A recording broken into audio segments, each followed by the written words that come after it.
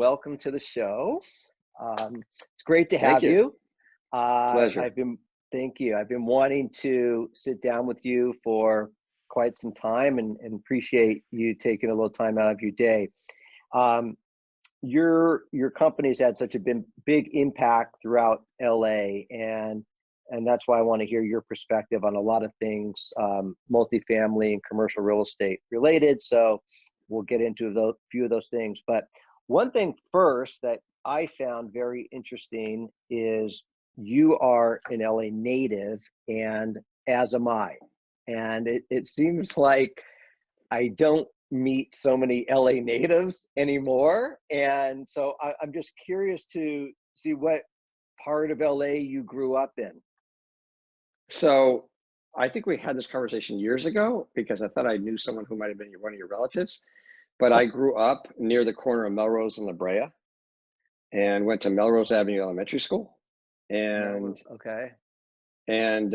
Bancroft Junior High and Fairfax High School. And grew up at a time in LA when it was sort of like a suburb where, my parents said, see ya after school, you can go out and play or get on your bike and go somewhere. On the weekends, same thing, go to the park and play basketball or football or baseball and just be home for dinner. That Mm-hmm. was LA, safe as can be, and a great place to raise a family, and a lot of middle class grew up here, and that's what we're trying to get back to. So I love the city, and that's why we're here, and that's why we develop here, is to kind of improve it and make it better than it is today. Right. Well, that's great. Did you ever leave LA? Did you ever live anywhere else, or have you always been LA? I'm 61 years old. I've lived all but 1 year of my life here. Oh, wow. Okay. Well, great. Well, you a true LA native, as am I, and second generation too. My dad grew up in Boyle Heights and born and raised there, LA High, and then had us. Yeah.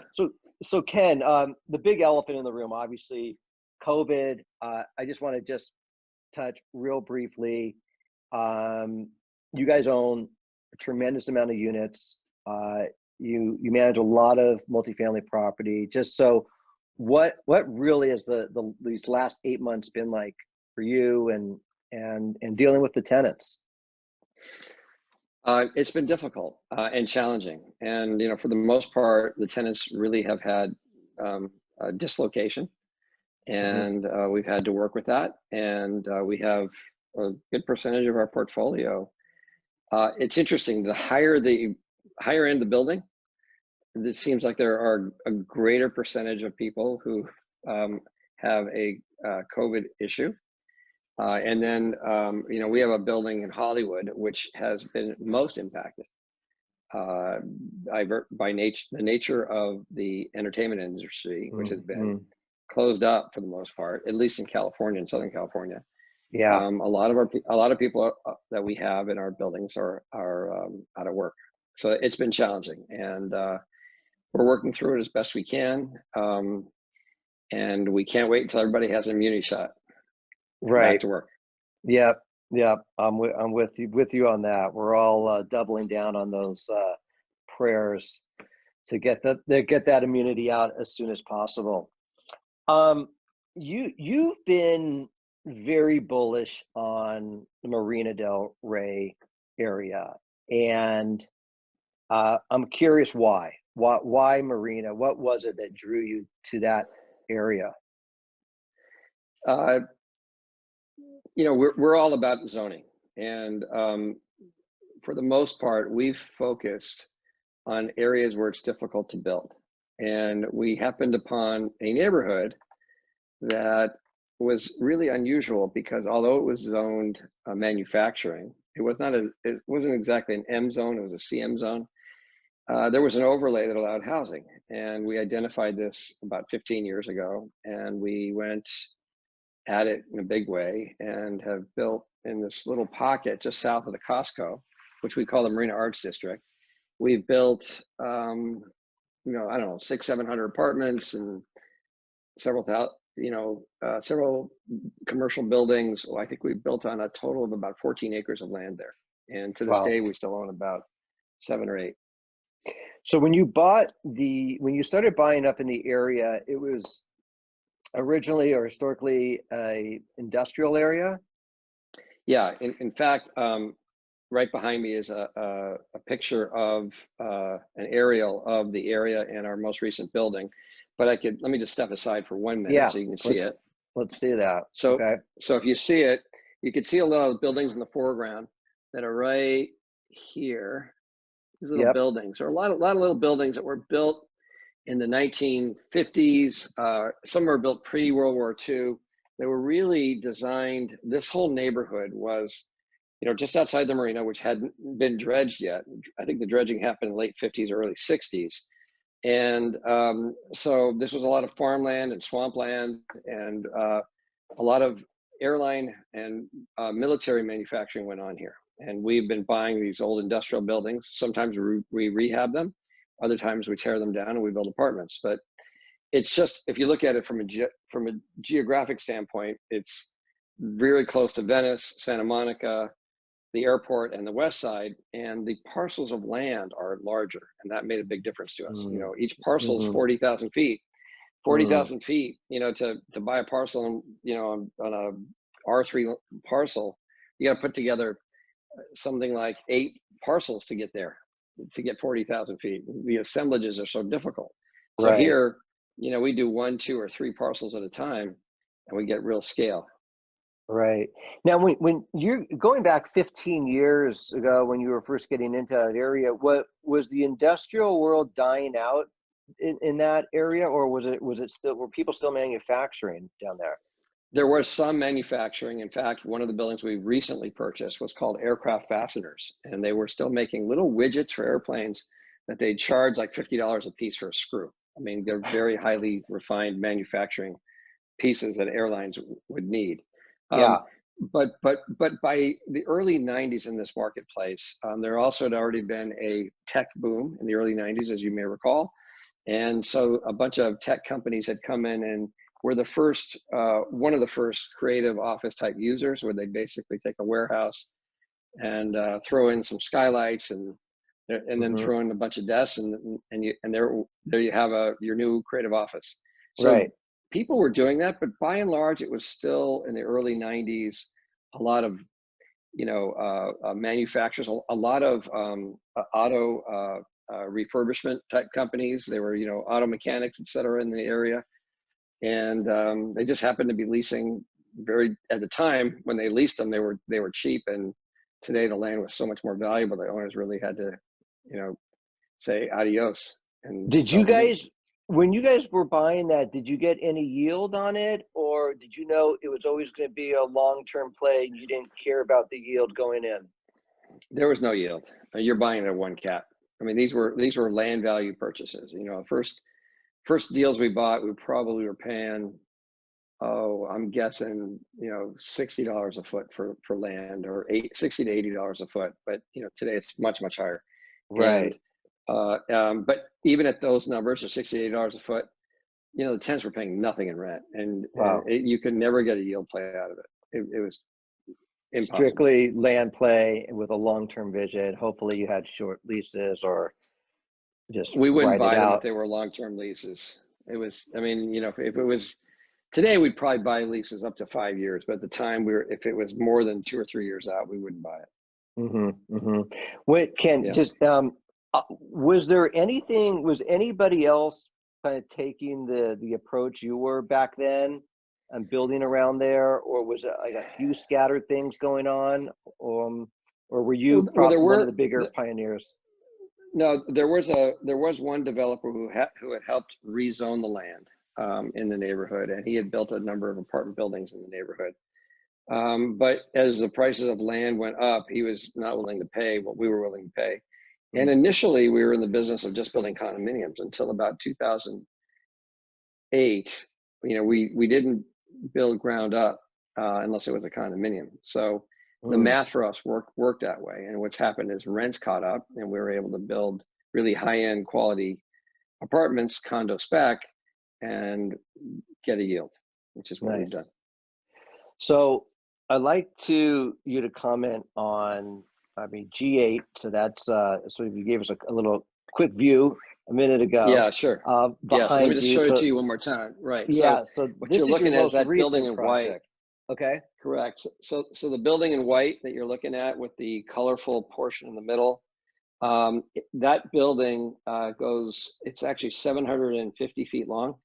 And so it starts way over here and goes all the way. That's Del Rey, and it goes all the way to I can use my finger to do this, but it goes way to over here. So that's how long this building is. It's it's very similar in size to the building next to SciArc. I forgot what that building's called, downtown, in terms of length. But was Santa Fe one Santa Fe? Yeah, one Santa Fe, correct. But we deliberately wanted to break it up architecturally so that it looked like a series of buildings. Yeah. And then add street art to it. So if you drive out there, you can see a ton of street art that we've added to this building and to other buildings that we've developed in the neighborhood. How many units is that? The G8 is 230 units, 25,000 feet of commercial. Overall FAR lease.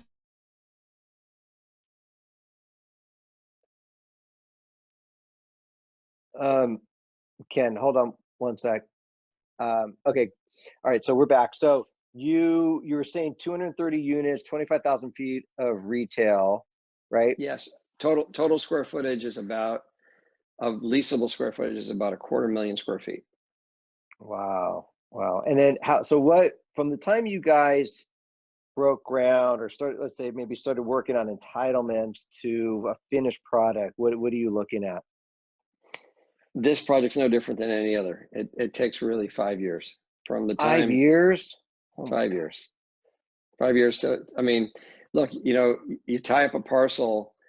If you have to go through any kind of entitlement, even the most easy entitlement, it'll still take you to get through the city planning department a good 9 months.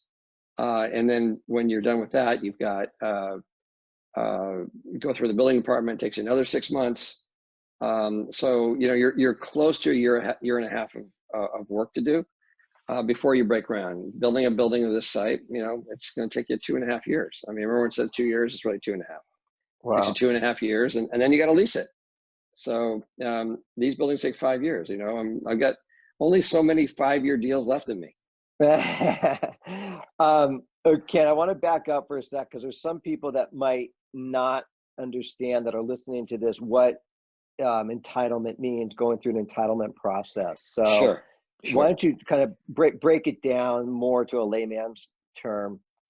Okay, so with the exception of Houston and probably a few other cities in America, you have zoning. Zoning means that you can build certain things that the zone permits. In LA, there's very few things that allow that to happen unless you're building under 50 apartments or under 50,000 square feet, where you can just go to the building department. So you have to go through a process through the planning department. That process is called an entitlement process. And how complex it gets has to do with neighbor opposition, the quality and character of the development and the developer. We have that kind of reputation that we can get done through some more complex entitlements relatively easy, but it's still challenging. And so that process, just through the planning department, of going through a zoning approval where you get the director of planning or the planning department or the planning commission to approve your project, takes some time. And then you cross your fingers that you're not going to get sued by somebody and then be in an environmental CEQA lawsuit or some other lawsuit that's going to delay your project further. So that's what we do, is we go through that process first, make sure that we don't have any hiccups, and we are already designing our building, but not completely, because the planning process might create a left turn for us. It'll require us to change our plans in some fashion.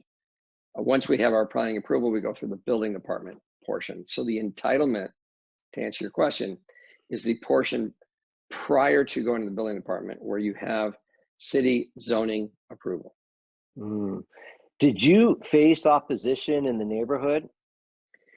We have not faced any significant opposition, but that's because we do lots of things that the community likes, and we listen to them very carefully. So, as an example, we created at G8 a pocket park, which is Pocket Park, right? a pocket park, which is a Okay. small park that's open to the community during the day for them to experience and hang out and create a little bit of green space in an area that's all filled with industrial buildings.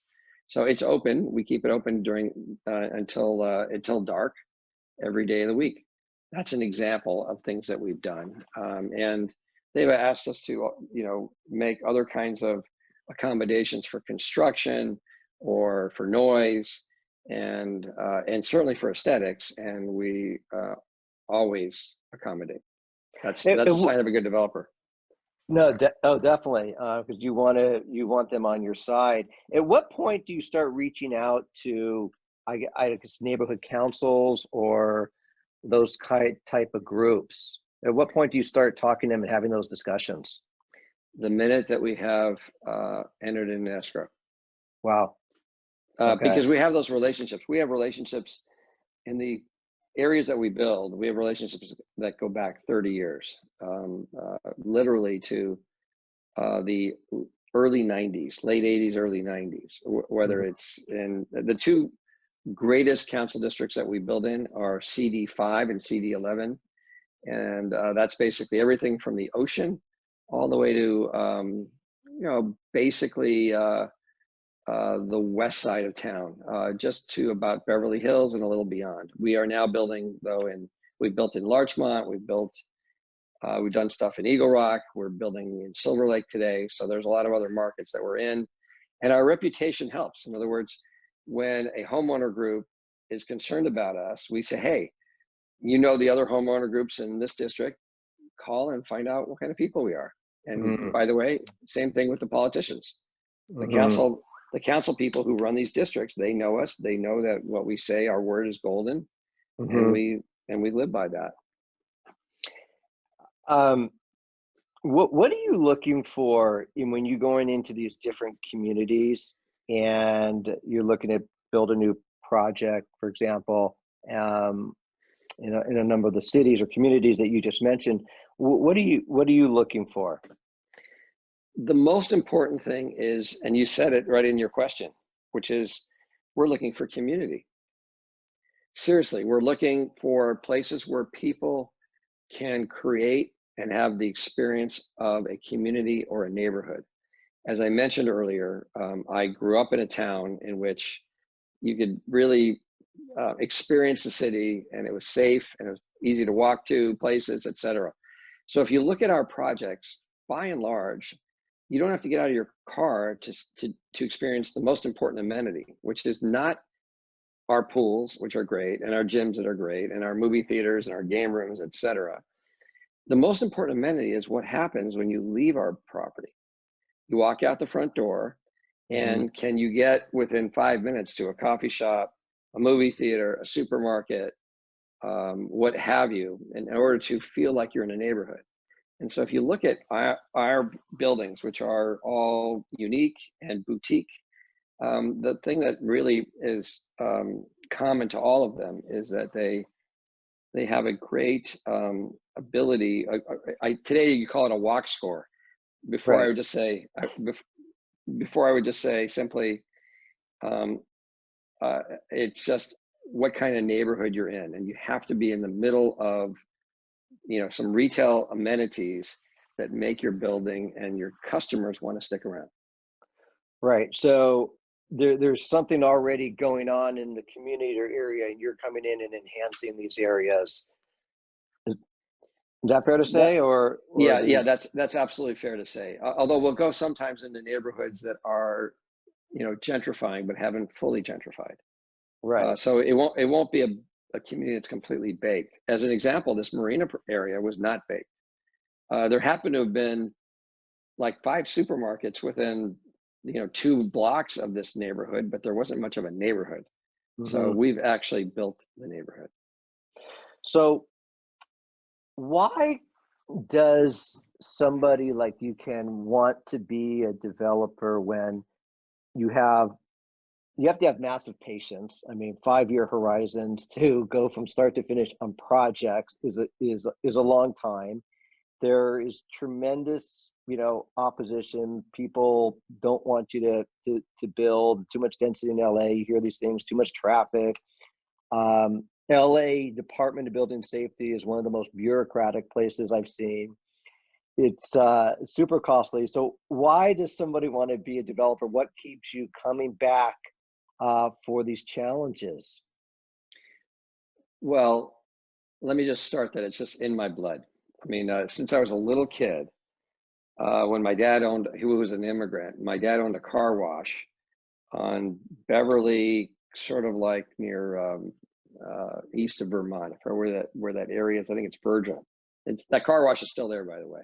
But my dad owned a car wash in the early '60s, and I remember using Tinker Toys to build it. It was just in my blood that I'd have to Hmm. build things and create value. Even though I Hmm. have a law degree, went to law school, for the most part, lawyers are either litigators or they're transactional lawyers where they actually create value, but they're not really creating. And so my passion has always been about creating and enhancing neighborhoods and communities. Hmm. Hmm. It's And frankly a passion at this point. It's frankly a passion more than a need to make money. that's nice. I mean, you're in a great place. A lot of people in the real estate business want to be developers. It's sort of the sexy end of commercial real estate, and not so much being a broker, but people always talk about being developers. A lot don't make it. And what do you think, Ken, are some of the key skills, skill sets, or personality traits to be a successful developer? Well, first, notwithstanding the fact that these projects take 5 years, I have no patience. But the most important thing that you can do is you have to be able to listen. The second thing, you have to be able to listen to everyone, not just listen to people on your team, listen to the politicians, listen to the city, listen to the neighborhoods and the neighbors who don't want anything in their backyard, and try to find some common um, points that you can work through. That's the first thing. The second is you got to learn how to play chess, meaning you need to be able to know what your problems are before not only you build it, but not even before you design it, but frankly, when you buy it. You have to Mm-hmm. know what your community is going to have a problem with and where Mm-hmm. you can solve for that up front. If you can do that, you can save a lot of headache and go through a lot of things that, early on in my career, I was a bull in China shop. Now I'm just an old bull in China shop. But I took my knocks, and I Mm-hmm. learned an old time developer. Now I'm the old time developer. He said to me, when he started this business, he was this tall. so so so the development business is a tough business. There's a lot of things that are out of your control. It's not simply about um, construction costs or entitlements. There's so many things. There's design, there's finance, there's um, marketing, there's interest rates have nothing to do with. There's construction lending. There's so many factors that go into development that there's a tremendous amount of risk taking. And that being Mm-hmm. said, the last attribute, which I think is really the most important, which I learned from one of my mentors, is that you need to really focus on your downside risk. I mean, one of my mentors, one of the first deals I ever brought to him, where he was going to partner with me, I told him how much money we were going to make. It was after the earthquake, and we bought a building that was completely trashed down near CSUN, Cal State Northridge. Yeah. And his his Polish accent, he said, "Don't tell me how much money I'm going to make. Tell me how much money I'm going to lose." So really, the whole point of that is risk mitigation is key to being a developer if you want to stay in it for a long time. We don't swing for the fences. If we're hit singles and doubles and we ultimately hit a grand slam, it's not because we're smart, it's because we're lucky. We're Mm-hmm. only smart to get the singles or doubles. After that, Just has to do with the marketplace. Ken, how much do well, I guess, where do you spend your time the most today? And the second part In of my that question house. is, in your house, fair enough. Um, when it comes to a project, are you really involved in the design, and are you working closely with the architect, or do you say, hey, I'm hiring you for a reason because I want you to, this is what I want, design it? Like, and so are you spending time on that, or more of the day-to-day working on the Good banks and question. everybody? Good question. So, look, when I started the company, there was a single employee. You're looking at him. Today, there's 70 people, and we're broken into three groups. One is our core corporate company that buys deals and finances them, et cetera. There's a construction company that builds our buildings, and then there's a management company that manages our buildings. So I have to have my hands in all of that. And historically, my passion has strictly been about buying a site and entitling it, and watching it go through its process, and spending a tremendous amount of time in terms of how to build it. We would tell the architects, they can make it look great, but we would tell the architects how to really put it together so that it would be economical and still look beautiful. So that was really has been our magic. Today, we'll have a real team that is involved in our projects. So I'm much less involved in design. I'm much less involved in even buying the sites than I have been. So I'm gone to the next stage, and soon they're going to put me out the pasture.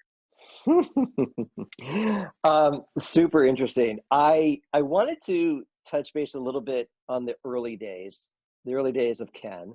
So, from my understanding, after you got your law degree, you got into the retail development side of commercial real estate, and I understand it was a very challenging time in the retail world when you first got into it. And is it true that you almost wanted to get out of real estate completely?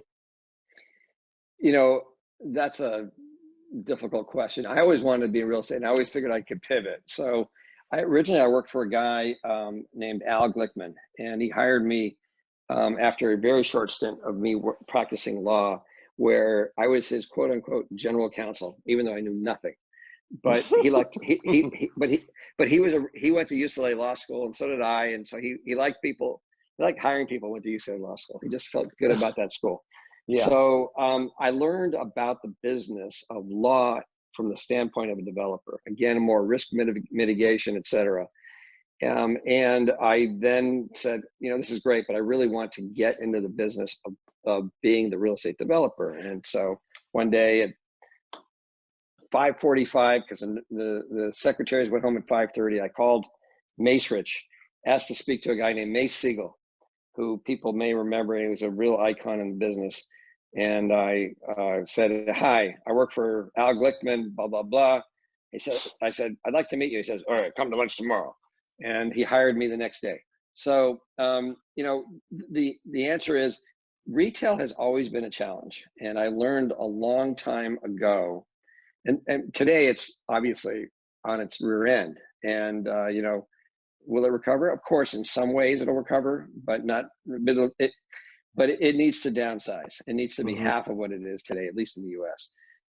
But the experience of going through that process taught me a lot about how we could pivot. And so today, even though our sweet spot is building multifamily, we build industrial out in Ventura County with a partner. We're looking at ACK rehabs throughout LA, and we're looking to do commercial in certain markets. So we can pivot. We're much more nimble.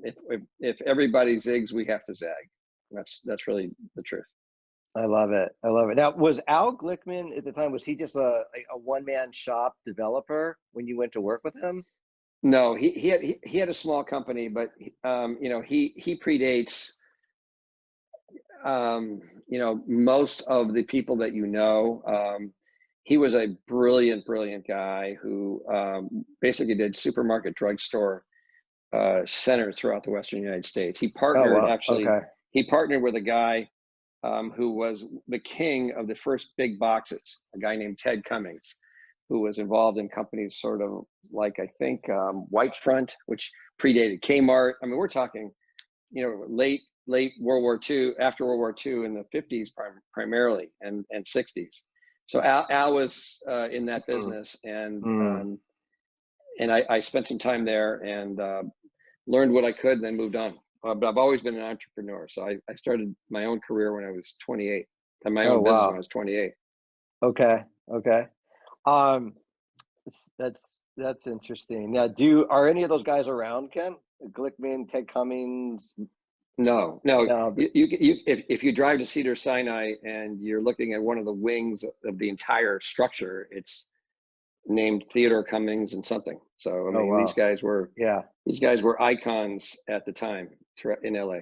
So when early on, you got into some hands of some really good people to learn and work with. I did, and like my dad was an entrepreneur, but not in real estate because he didn't have much money. You need money to be in real estate, but so I learned some great life lessons from him that I use to this day and teach to the folks in our company about how to operate and how to,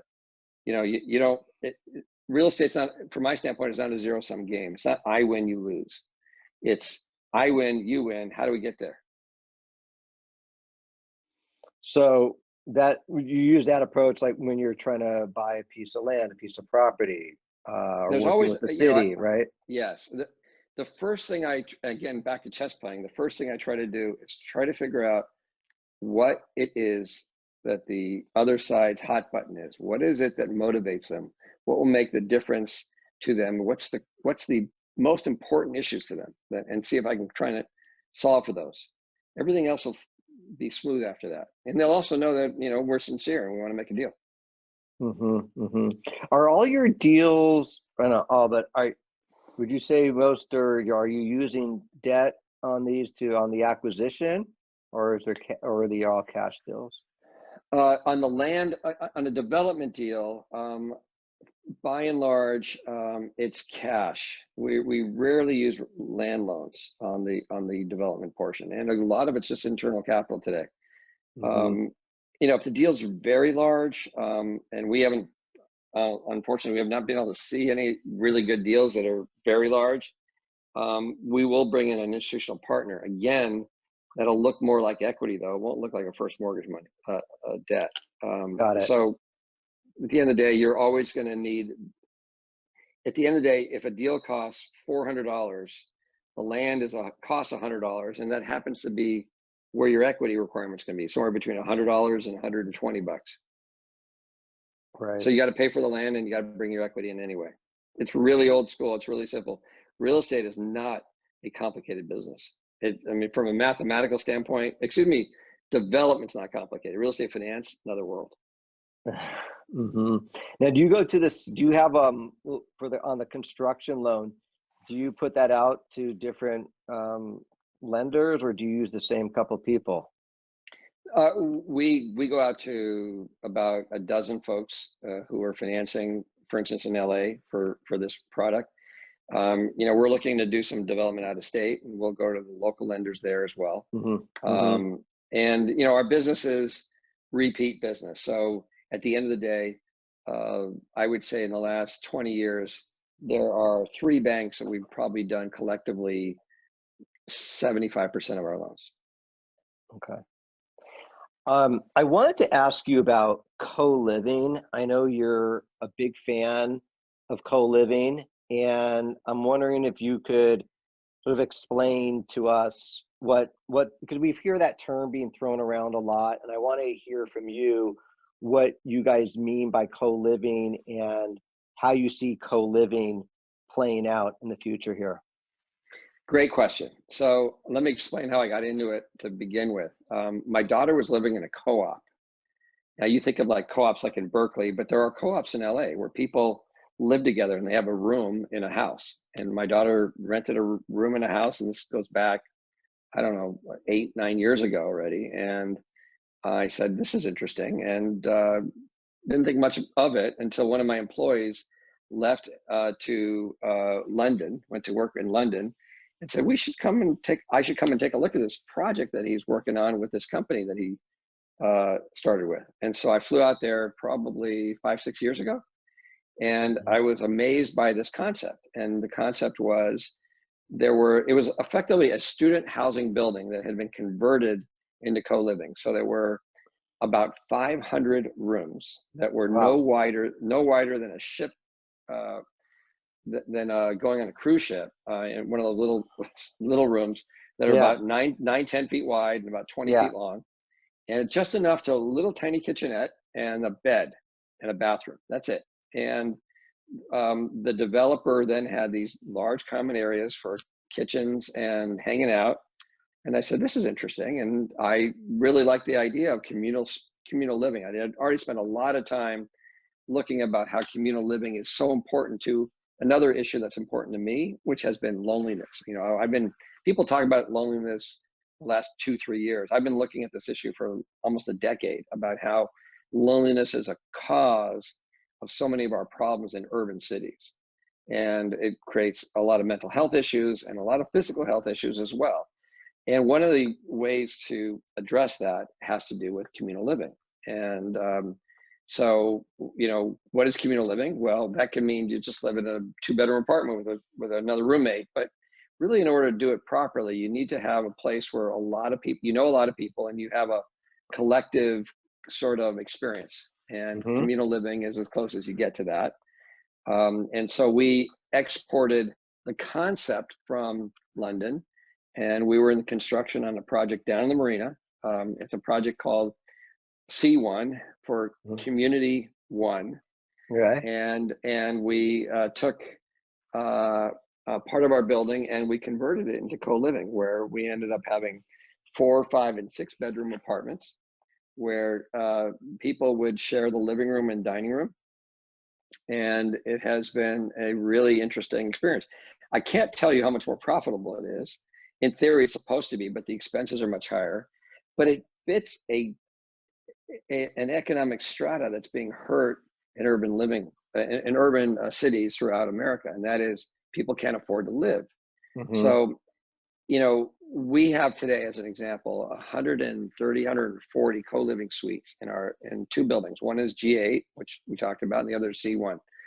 And the rents in there are $1,500 and $1,600, somewhere in that price point.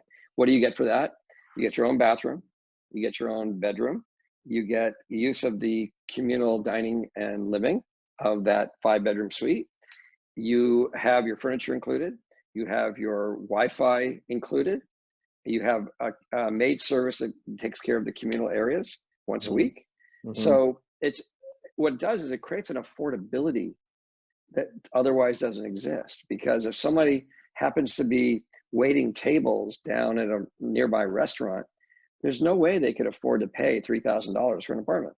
It's just not economical. But they could afford to pay, if your utilities are included and your Wi-Fi is included, et cetera, they could afford to pay $1,600 to $1,800.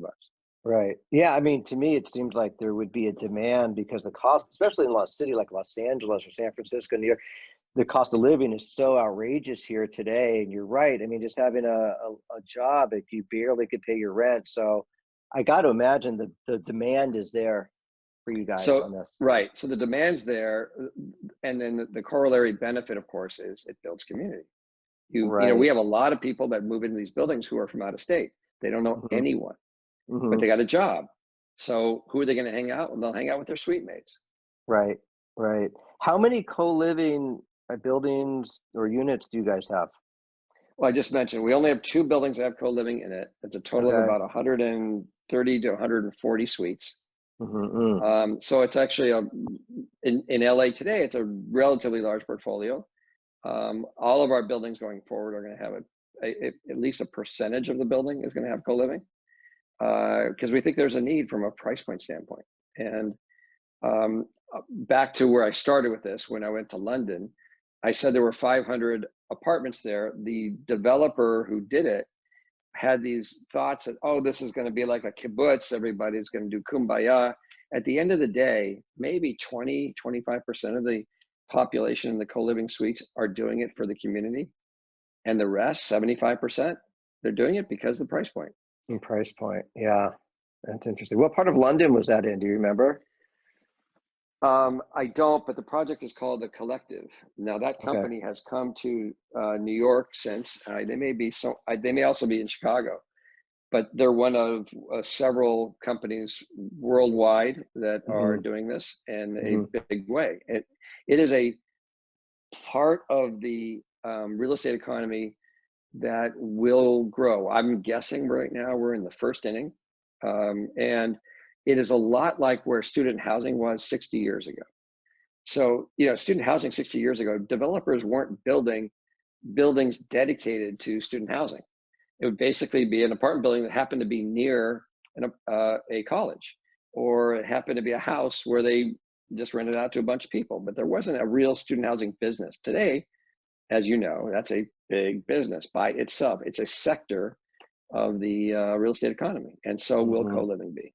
The big challenge and the big issue is when the when the governmental institutions, the GSEs, will finance them, and that's the real challenge. Right. So just a couple more questions, Sure.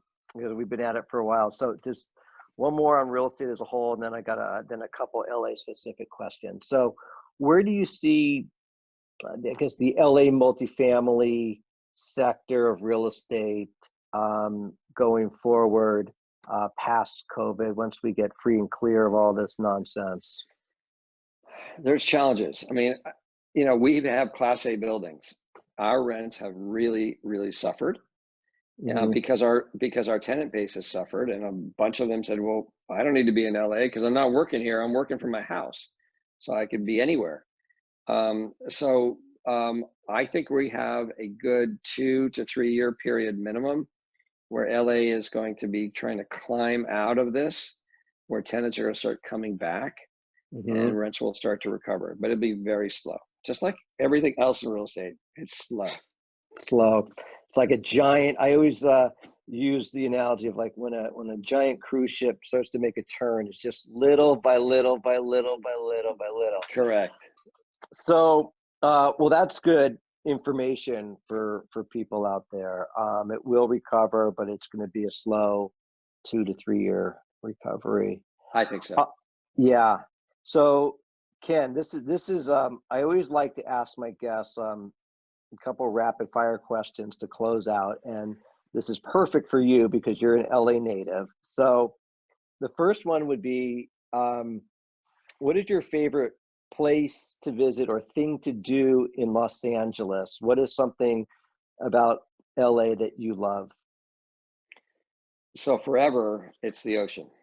And whether when I was a kid, I was body surfing, and until I started messing up my back, it's been riding my bike along the bike path. And to this day, I'm still walking on the sand, whether it's in Santa Monica or uh, up the coast in Malibu. It's the ocean. It's just calming. It's beautiful. That's the primary thing I love. The other thing I love is the city itself. The city has grown up. And by the way, it's even a misnomer to call it a city. It's 50 unique neighborhoods. Everyone has Hmm. a little bit of a different flavor, and Right. that's fantastic. I love that. Um, yeah.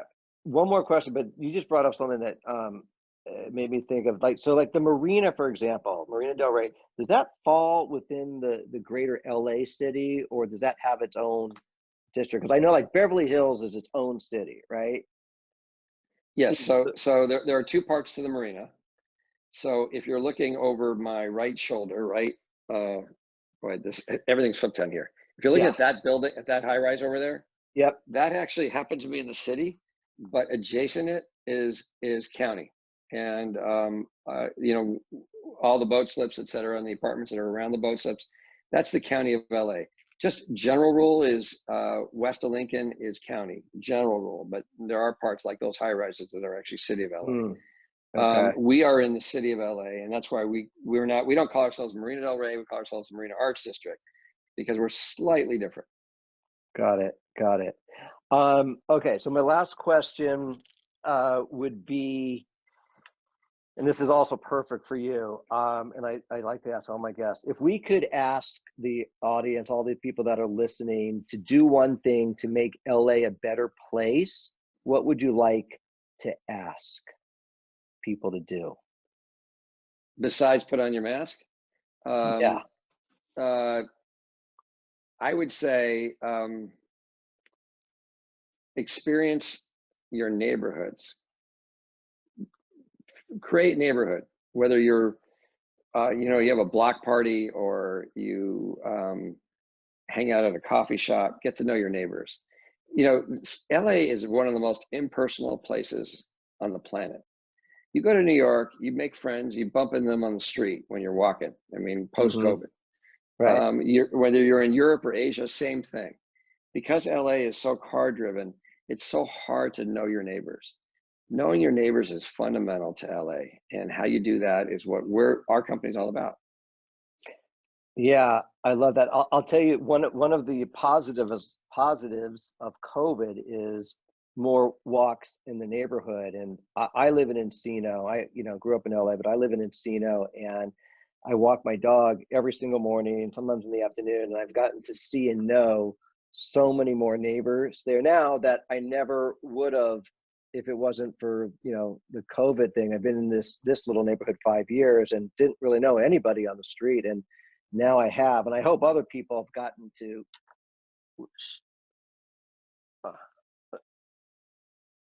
Uh, yeah, Anthony, I so lost you sorry, for a minute. I lost. Yeah. Hold on one sec. Um, hold on. Okay. Sorry. I'm back. No problem. Okay. No Sorry. problem. So yeah, for me, that's been like one of the nice things is getting to know everybody in the on the block and in the neighborhood. I think you're absolutely right. And so I hope other people have been able to and I have that experience too. Exactly. So Ken, if people wanted to, I don't know if you're out in social media, if people wanted to learn more about California Landmark, or if they wanted to learn more about Ken or connect with you in any way, is that possible? Or should they just go to California Landmark website? What would you recommend? They The want to learn best, about your buildings and so forth. yeah, the best way is to go through our website. You can see our story and what we try to do. And if you go through our website, then you can also click through to the websites of each building, so you can really get a flavor for the unique character of each one of them. One of the things we've always tried to do is we always want to make our buildings fit within a neighborhood, whether it's an industrial neighborhood and you build an industrial building, or it's an old classic Spanish neighborhood and we build an old California courtyard. So you can see all that by going to our website, californialandmark.com.